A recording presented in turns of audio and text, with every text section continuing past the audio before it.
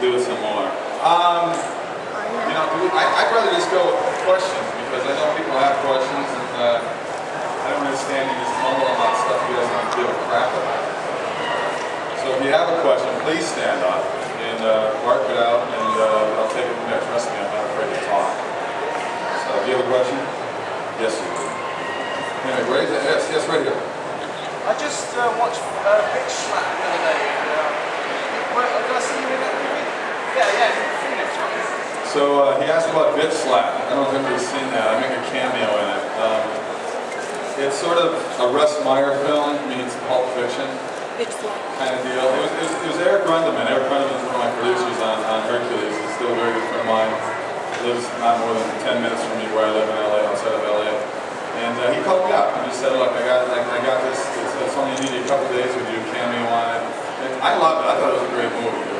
It's sexy, it's violent, it's dirty, it's vulgar, it's everything that makes good family entertainment. You love it. Remember that title? How old are you? 9 years old. Yeah, Bitch Slap is perfect for you. I just need to interrupt you for 2 seconds. Sorry. Anyone who wants to ask him a question, can you come down and queue in the middle, please? Because we only have one Next mic. question, please. So if you come queue here, I'll give you the microphone. Just behind the side here. Thank you. What was your favourite programme to work on, Hercules or Andromeda? I get asked that a lot, and I got to be honest. I mean, I love both shows. So it's kind of an unfair question because I worked with some amazing people on both sides of the camera. I think you can tell we had a lot of fun on the shows.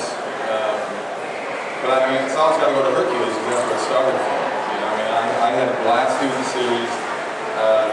The people I work with, Michael Hurst is still a very dear friend of mine. We email once a month to catch up on life. He's very busy. He's been directing on Spartacus. He's doing his first love is theater. I mean, he's Mr. Shakespeare down there in New Zealand. So, that always has to get the nod because that's where it started. 7 years in New Zealand. New Zealand holds a very warm spot in my heart. It's just a wonderful place. So if you've never been to New Zealand, go down there and check it out. It's a great spot. Can we cut flash photography now as well, please? Thank you. So seriously, the mic doesn't go very far, so if you want to ask a question, you have to go up and ask it, or the cut will be short. Oh, look at her right there. She's right there. Speak up, please. Speak up. What can I do? Can you turn it up? It's turned up all the way? Wow. Okay. Both Hercules and are both very righteous, moral characters. Does it get draining playing people that good? Does it get draining playing nice people? Really good people. As an actor, I didn't actively go out looking for good or bad roles. Hercules came along like any other thing I auditioned for. And I kind of knew. We shot 5 2-hour movies first. I knew by the second movie that it was going to be a series. I just knew it. It just felt.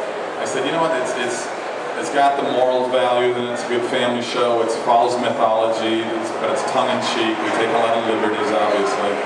But I just knew it kind of struck a vein. I think if you look at everything that's followed since that, we were kind of like the father of all that stuff. It's almost everything coming out in movies, from Titans to whatever, Prometheus. That stuff wasn't even going on back then. And on television, there was nothing like Hercules at the time.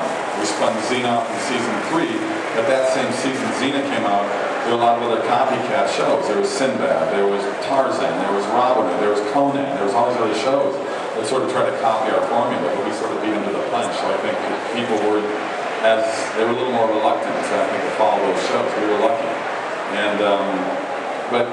I got some interesting roles coming out. I've got a bunch of movies that still have yet to be released. I've just shot 4 already this year.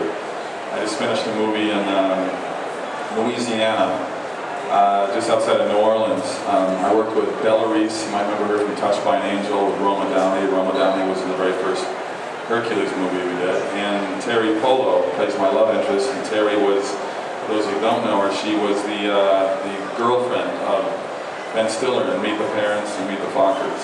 So I had another hot blonde I had to make out with. It's just tough things to have to do as an actor. But I do have one coming out called Julia X. I don't know when it's coming out. I hope it comes out soon. But I played a serial killer. So it's the first time I've ever told my parents, I said, I did a movie that you will not be able to see. So it was fun for me. I mean, it's a dark place to go, and it's more of a psychological thriller than a slasher thing. It's more of a mind game because there's really only 4 characters in the whole movie, and I hope it gets out there soon. I mean, I talk to the producers on a monthly basis, see what's going on. It's moving along, but it's weird out there right now. It's weird to get movies put out there. It's just like everything else, the economy affects everything. So we'll see what happens. But staying busy, and I got interesting things popping. I've been doing different things. Yes. Hi. Real enjoyed Avenging Angel and Prairie Fever. Is there any chance you do any more wrestling? It's like I gave her that question. That's so good. Yeah, Avenging Angel and Prairie Fever, 2 westerns I did, and I just shot a western this year. It's one of the 4 movies I just finished. It's called Shadow on the Mesa. I don't know when it's coming out. I think it'll be this year. I just don't know for sure. It's with Greg Evigan, from BJ and the Bear, and Gail O'Grady, and it's a different sort of western. It was good. It was a lot of fun. We shot it in, when did we shoot? January, February in LA, and it was we shot up in the same location they used to shoot Little House on the Prairie. So but it was fun. It's a nice western. There's a different part for me to play in terms of westerns. I'm kind of like a grizzled, grumpy dude. But it was good. It was fun. But I do love westerns. And when I finished Avenging Angel, Hallmark Channel initially was going to make it out of a series. They're the only cable outlet in America that doesn't have original 1-hour programming. They put out a lot of movies, but they don't do 1-hour shows. And I was hoping to do it, but they decided cost. It's just a road they haven't gone down yet. But it takes a lot to get that thing rolling. To me, that's the only good thing of reality TV. It's made the cable shows in America better. From Walking Dead to Mad Men to all those shows. Dexter, shows that he's loved, great writing, and they can push the envelope a little bit more. So that's the one plus that I'll give reality television. That's about it though. All right, next. Hi. You played in 1 episode of Murder, She Wrote. How was the work with Angela Lansbury? Oh my God, you're going way back. Murder, She Wrote. I'll tell you my Angela story. She's done everything. Angela Lansbury's she's won, I think, an Oscar, a Tony, an Emmy. She's won everything. And by the time I got in that show, I think it was like the second to the last season, maybe something right around there. They told the director, it was the first-time director, they said, look, Angela leaves at 5. She leaves at 5. That's it. And normally on days, you work like 14-hour days on 1-hour shows. Well, I had a big scene with her. We did her side of it first, all that stuff. And then, no, we didn't get to her side yet. And the director calls in for blocking. It was 5:01. He goes, where's Angela? She goes, well, she left. And the director goes, what? She left? He goes, we told you she leaves at 5. So I had to do the scene without her. And the next day she came in to do her side of it. But it was weird, she leaves. But I figured, you know what? As much work as she's done. And another thing you don't know, she had cue cards, like in 3 different corners. And if you watch the show, you can see she's so good at it. She would just kind of look over here and talk, and she'd make sure she's got her lines right and something like that. But she was, I think because of doing that show and everything else, she still does theater. To her, it was just like, she knew the characters so well. But, there were days I wish I had cue cards, but she was fun. By the 3rd day, she invited me, her and her husband invited me into her camper. The camper was sitting outside the lot there at Universal Studios. I went in at lunch, it was a lovely lunch. I come out and the crew's looking at me going, you had lunch in the camper? And I said, well, yeah. And I go, no, she never invites any actors in her camper. Well, the next day I found out why. She tried to set me up with her niece. It didn't work out. But yeah, it was kind of fun. Anyway, next. What's your favourite TV programme? Who are you a fan of? My favorite TV programs, who I'm a fan of. Right now, I'm really enjoying, there's 2 shows that I like a lot. One is Mad Men. I was way behind. I just don't have a lot of time to watch things. If I watch anything, it's usually sports.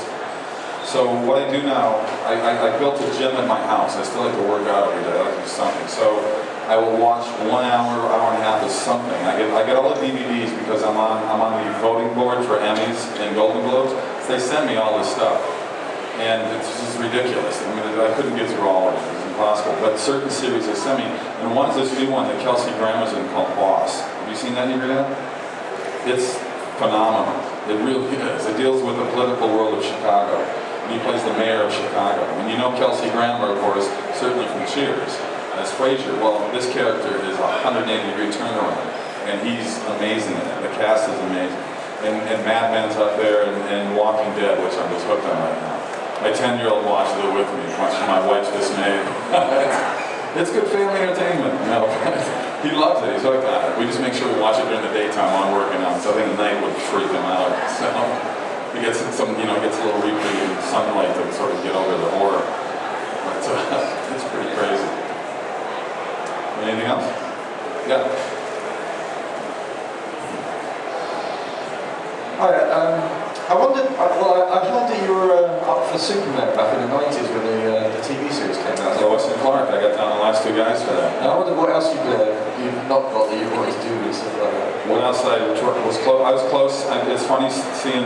I was close on X-Files. I got down the last three guys for Mulder on X-Files. All that was in the same year. Then Dean Cain went out on Lois and Clark, and about 3 months later I got Hercules. But Hercules went 7 years, became the most watched TV show in the world, and Lois and Clark got canceled after 3 seasons. So I give Dean a hard time for that. Dean's actually become a good friend since those days. Like, we actually met during that audition process, because we were down the last two guys, and they brought us in so many times over there at Warner Brothers, and it just got to a point. It's just like, okay, just pick one of us, do something.